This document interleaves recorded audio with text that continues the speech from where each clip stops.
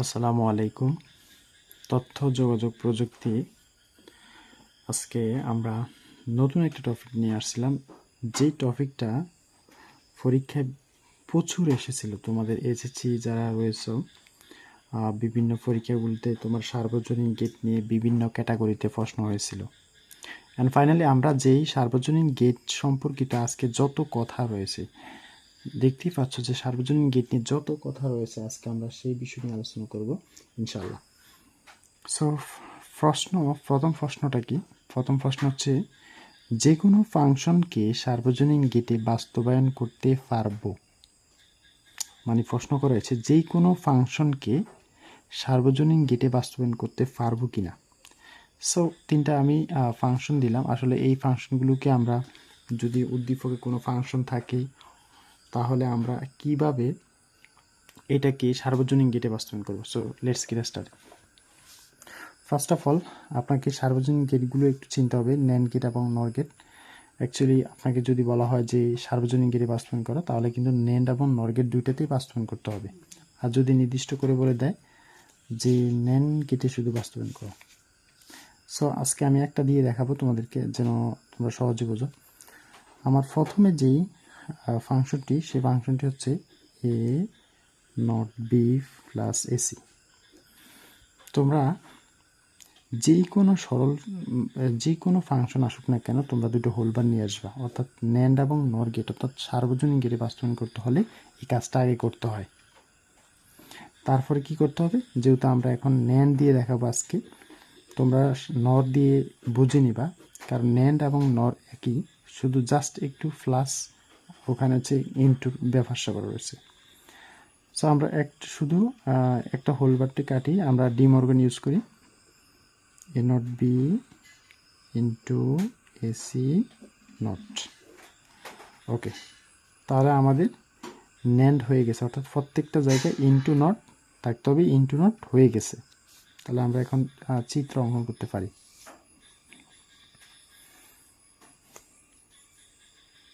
দুইটা line টানলাম, and আমরা বলেছিলাম যে আলাদা কোনো নট থাকলে কি হবে, একটা ন্যান্ড গেট লাইন যাবে, গিয়ে একটি লাইন ভেঙে আরেকটি লাইনের সাথে কানেক্ট করে দেওয়া হবে। ঠিক আছে, এটা হচ্ছে আমাদের এ নট, যেটা ফেলাম। এবার বির উপরে কোনো আলাদা কোনো নট নেই, তাহলে আমরা বি সরাসরি গিয়ে তার সাথে আবার ইন্টু নট, অর্থাৎ ইন্টু নট মানে কি, ন্যান্ড হয়েছে, ইন্টু নট। ওকে, বুঝতে পারছো যে বিগত যে ক্লাসগুলো করালাম, সেই ক্লাসগুলোতে একদম হিউজ পরিমাণ পুঙ্খানুপুঙ্খভাবে আলোচনা করছিলাম। তারপর আসি আমরা এই অংশে আচ্ছা, আমার আর একটা ঝলক দিতে ভুলে গেছিলাম, যে তোমরা একটু টেনে নিবা। এখানে একটা লাইন রয়েছে, সেটা হচ্ছে এসি সিল লাইন। ঠিক আছে, তাহলে সি থেকে টানবা, গিয়ে তারা আবার ইন্টু নট হয়েছে, অর্থাৎ ইন্টু নট মানে কি, ন্যান্ড হয়েছে। ওকে, এইবার এই দুজনে একসাথে আবার কি হয়ে যাবে, ন্যান্ড হবে। এই তো আমাদের গেট শেষ। অর্থাৎ যেই কোনো ফাংশন থাকুক না কেন, তোমাকে দুটো হোল বানানবা, তারপর ডি মর্গান ইউজ করবা। ঠিক আছে, তাহলে ফার্স্ট অফ অল তোমাকে যে কথাটা হতো, দুটো হোল বানাতে হবে। দ্বিতীয় যে বিষয়টা আনতে হবে, সেটা হচ্ছে ডি মর্গান ইউজ করতে হবে। ডি মর্গান যে দুইটা সূত্র রয়েছে, এই দুইটা সূত্রকে তোমাকে খেয়াল রাখতে হবে। একটা হচ্ছে প্লাসের, একটা হচ্ছে মাইনাসের। তাদের ডি মর্গানের বৈশিষ্ট্য হচ্ছে প্লাস ইন্টু হবে, ইন্টু প্লাস হবে, অর্থাৎ যদি হোল বার কাটো। ঠিক আছে, ওকে। এবার আমরা দ্বিতীয়টা দেখি। দ্বিতীয় সরলে কি বলা হয়েছে, A B plus A B into B plus C. অর্থাৎ এখানে একটু সরল করা। ধরো যদি বলে দেয় যে উপরে ফাংশনটি সরল করে লজিক সার্বজনীন গেটে বাস্তবায়ন করা, অর্থাৎ ন্যান্ড গেটে বাস্তবায়ন করা অথবা নর গেটে বাস্তবায়ন করা। সো আমরা এটাকে একটু সরল করে নিই। তাহলে এ বি, এ দিয়ে সিকে গুণ করলে এসি, অর্থাৎ বিকেটি গুণ এ বি এসি, সেম সমান একটা লেখা যায়, তার হচ্ছে এসি। ওকে, আমরা এখান থেকে চাইলে এ নিতে কমন নিতে পারি, আমরা নিব না, নিলে কিন্তু কোনো কাজ হচ্ছে না। অর্থাৎ আমরা এটাকে দুটো হোলবার দিয়ে দেব। ঠিক আছে, যেই কোনো সরলকে যে কোনো ফাংশনের উপর যদি আপনি দুটো হোল বার দেন তাহলে কিন্তু একদম সহজে আপনি সার্বজনীন গেটে বাস্তবায়ন করতে পারবেন। ওকে, এখন আমরা আজকে এটা করব, ধরো নর গেটে বাস্তবায়ন করব। এটা তো দেখলাম যে ন্যান্ড গেটে দেখলাম, এটা নর গেটে দেখব। তো আমাদের উদ্দেশ্য হচ্ছে কি, ফ্লাশ নট আনা, অর্থাৎ ওর ভিতরে ফ্লাশ এ নট, ঠিক আছে। ফ্লাশ নট আনা, প্রত্যেকটার ভিতরে ফ্লাশ নট আনতে হবে, আমরা একটু সরল করি, ডি মর্গান ইউজ করি। বুঝতে পারছো তোমরা যারা ক্লাসগুলো করছিলা যে আসলে ডি মর্গানের সূত্রগুলো কি বলতেছে। নেক্সট লাইন কি বলতেছে, এ নট প্লাস বি নট, তারপর হচ্ছে এ নট প্লাস বি নট। ওকে, এবার আমরা বড়টা কাটলে আমাদের এখানে কি চলে আসবে, ফ্লাশ চলে আসবে, সি। ওকে, তাহলে আমাদের প্রত্যেকটা জায়গায় কিন্তু ফ্লাশ আসছে। তাহলে আমরা কি করতে পারি, এটার উপরে আরও দুটা হোলবার আনবো, ঠিক আছে।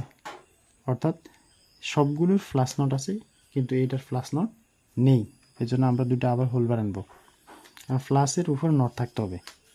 এখন আসলে আমরা চিত্র অঙ্কন করি।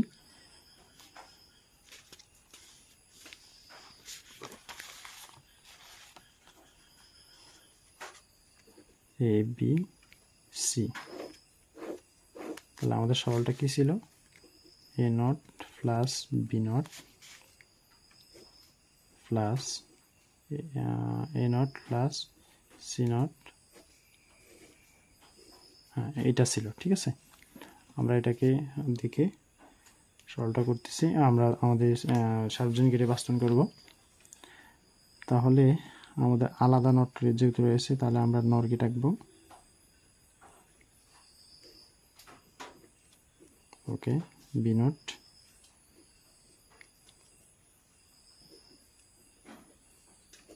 এটা ওকে। তারপর দুজনে আবার নর হবে। তোমরা বুঝতে পারছো আসলে যে আলাদা আলাদা থাকলে যে একটি লাইন ভাঙা থাকবে, আর দুজনে আবার একসাথে হয়ে নর হবে। সেকেন্ড পার্টটা একদম আরও সহজ, খুব এটার মতন। সি নট, সবগুলো কিন্তু নর হবে যেহেতু আমরা নর দিয়ে বাস্তবায়ন করতেছি। তারপর দুজনে আবার নর হলো, ঠিক আছে। এবার এতে আর এটা, ঠিক আছে, ওরা দুজনে আবার কি হলো, নর হলো। এখন দেখো একটা নট পেলাম, এই পর্যন্ত ওরা যখন একসাথে হবে তখন একটা নট পাবো। আরেকটা নট রয়েছে না, তাহলে আমরা আবার আমাদের নর গেট আঁকন করি। তাহলে একটা লাইন কানেক্ট করলে আরেকটা লাইন কী করবো, এটাকেও কানেক্ট করে দেবো, তাহলে আমাদের কাঙ্ক্ষিত ফলাফল পাবো। সো এইভাবেই তোমরা যে তৃতীয় যে সরলটা রয়েছে এটাকে তোমরা কি করবা, তোমরা এটাকে একটু সরলীকরণ করে করতে পারো। চাইলে হোলবারগুলো সরল না করে হোলবার এনে সার্বজনীন গেটে বাস্তবায়ন করতে পারো। এখন আসি প্রশ্ন 2 নম্বর, লজিক সার্কিটের আউটপুট মানকে সার্বজনীন গেটে বাস্তবায়ন করতে পারবো কি। মানে অর্থাৎ লজিক সার্কিট দেওয়া থাকবে, তোমার ওখানে মৌলিক গেট সমন্বিত থাকবে, ওটাকে তোমাকে কি করতে হবে, সার্বজনীন গেটে বাস্তবায়ন করতে হবে। অর্থাৎ প্রথম পদ্ধতি দেখো, প্রথম পদ্ধতিটা হচ্ছে তোমাকে একটু ফাংশনটা বের করে নাও। অর্থাৎ এখান দিয়ে নট বি হোল নট যে এ বি হোল নট। ওকে, তোমাকে আগে ফাংশনটি বের করতে হবে। ফাংশনটি বের করে এবার সার্বজনীন গেটে বাস্তবায়ন করবো। কীভাবে আসো, তোমার মতো করে করবা। প্রথমে দুইটা লাইন টানো, আলাদা নটের জন্য সার্বজনীন গেটস অঙ্কন করো। যেহেতু আমাদের এখানে সবগুলো ন্যান্ড গেট রয়েছে, তাহলে আমরা ন্যান্ড গেটে বাস্তবায়ন করব। বি গিয়ে ন্যান্ড হলো, অর্থাৎ এর সাথে ইন্টু নট হলো। এ বি সরাসরি গিয়ে দুইটা লাইন একসাথে ন্যান্ড হলো, তারপর দুজনে আবার ইন্টু নট অর্থাৎ ন্যান্ড হলো। ওকে, এভাবে চাইলে তোমরা অঙ্কন করতে পারো। দ্বিতীয় পদ্ধতি দেখো, দ্বিতীয় পদ্ধতি হচ্ছে একদম সহজ। তুমি চিত্র দেখে দেখে অর্থাৎ চিত্র হুবহু দেখে দেখে তুমি অঙ্কন করে ফেলতে পারো। অর্থাৎ কিভাবে, এখানে যেহেতু নট রয়েছে তাহলে তুমি এর জন্য শুধুমাত্র নটের ইকুয়াল একটি ন্যান্ড গেট দিতে পারো। অর্থাৎ আমি বলেছিলাম যে নটের ইকুয়াল ন্যান্ড গেট অর্থাৎ একটি হাঁটু ভাঙ্গা বা একটি লাইন ভাঙ্গা সংযুক্ত করা একটি ন্যান্ড গেট, অথবা একটি লাইন ভাঙ্গা অথবা সংযুক্ত করা একটি নর গেট ইকুয়াল লেখা যায়। অর্থাৎ কি বলতে চাচ্ছি, নট গেট সমান লেখা যায় এটা, অথবা নট গেট সমান লেখা যায় এটা। ক্লিয়ার? ওকে, তারপর আমরা কি করব, বি সরাসরি গিয়ে এন্ড হয়েছে, এই যে সরাসরি এন্ড হয়ে এই নটটাকে এটার সাথে সংযুক্ত করে দেবো। শুধু জাস্ট এরকম একটা অ্যারো চিহ্ন দিলে হয়ে যাবে। ঠিক আছে, এবার আমরা এই পর্যন্ত স্টপ থাকি, তারপর এখানে চলে আসি। এটা আমরা এভাবে এন্ড দিলাম, জাস্ট এই নটটাকে এইটার মাথায় শুধু অ্যারো চিহ্ন দিয়ে দেবে, তাহলে আমাদের ন্যান্ড হয়ে যাবে। ঠিক আছে, তারপরে দুজনে আবার একসাথে ন্যান্ড তো হয়েছে, সামনেটা আর কাজ করা লাগবে না, এটা জাস্ট দেওয়াই আছে। তো দুই পদ্ধতিতে করতে পারো, চাইলে তুমি চিত্র দেখে দেখে অঙ্কন করতে পারো। ঠিক আছে, এখান থেকে যদি তোমাকে বলে, ধরো এই চিত্রটা দেওয়া আছে উদ্দীপকে, তোমাকে যদি বলে যে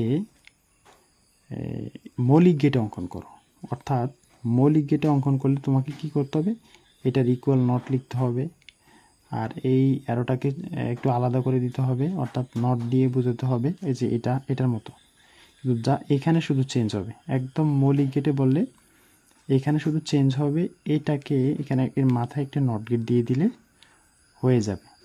ঠিক আছে, তাহলে আমাদের প্রত্যেকটা মৌলিক গেট হয়ে যাবে। মৌলিক গেটের উদ্দেশ্য হচ্ছে প্রত্যেকটা আলাদা আলাদা থাকবে। অর্থাৎ যদি ধরে নাও এরকম একটি ন্যান্ড গেট আর এরকম একটি ন্যান্ড গেট থাকে, তাহলে তুমি কি করবে দেখো,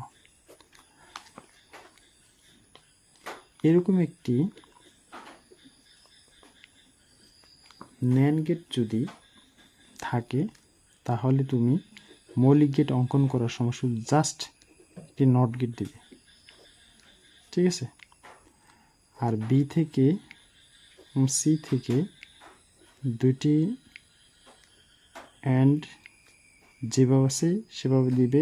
এটার আর কাজ করা লাগবে না, শুধুমাত্র সামনের যে অংশটি রয়েছে সেটাকে, তোমার যে অ্যারো চিহ্ন রয়েছে সেটাকে আলাদা করে দিবে। অর্থাৎ এই অ্যারো চিহ্নটাকে আলাদা করে দিলে মৌলিক গেট হয়ে যাবে। ওকে, আশা করি বুঝতে পারছো যে আসলে ফাংশন আগে বের করে কিভাবে সার্বজনীন গেট বাস্তবায়ন করা যায়, এবং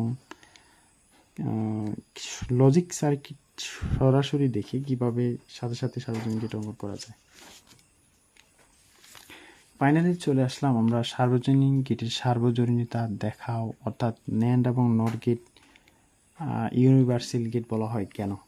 এটা একদম সহজ, অর্থাৎ এতে সকল গেটগুলো বাস্তবায়ন করতে পারে। অর্থাৎ ন্যান্ড এবং নট এই দুইটা গেট সকল গেট বাস্তবায়ন করতে পারে বলেই তাকে ইউনিভার্সাল গেট বলা হয়, অর্থাৎ সার্বজনীনতা বলা হয়। যেমন আসলে আমি গত ক্লাসগুলোতে করালাম যে ন্যান্ড দিয়ে অ্যান্ড, অর্থাৎ দুইটা ইনপুট নিলাম, আউটপুটকে এ ইন্টু বি দুটো হোল বানালাম, তারপরে ন্যান্ড গেটে অঙ্কন করলাম এ বি, সরাসরি ন্যান্ড হলো, একটা নট ফেলাম, আরেকটি ন্যান্ড গেট দিয়ে প্রবেশ করতে হলে আরেকটি ন্যান্ড গেট অঙ্কন করতে হবে, একটি লাইন কানেক্ট করে দিতে হবে, তাহলে দুইটা ডাবল নট পেয়ে যাব। ঠিক আছে, এবার সূত্র প্রক্রিয়ার মাধ্যমে আমরা পেয়ে গেলাম। এভাবে ন্যান্ড দিয়ে অ্যান্ড, ন্যান্ড দিয়ে অর, ন্যান্ড দিয়ে তারপর হচ্ছে নট গেট বাস্তবায়ন করে, অর্থাৎ নট দিয়ে নট, নট দিয়ে অর নট দিয়ে অ্যান্ড গেট বাস্তবায়ন করে তুমি লাস্টে দিয়ে তুমি ফিনিশিং দিয়ে বলতে পারো যে এই গেট দিয়ে সকল গেটগুলো বাস্তবায়ন করা যায়, আর এই গেটগুলো সকল গেটগুলোর উপর কর্তৃত্ব করে। ঠিক আছে, এটুকু লিখে তুমি প্রশ্নটা ফিনিশিং দিতে পারো।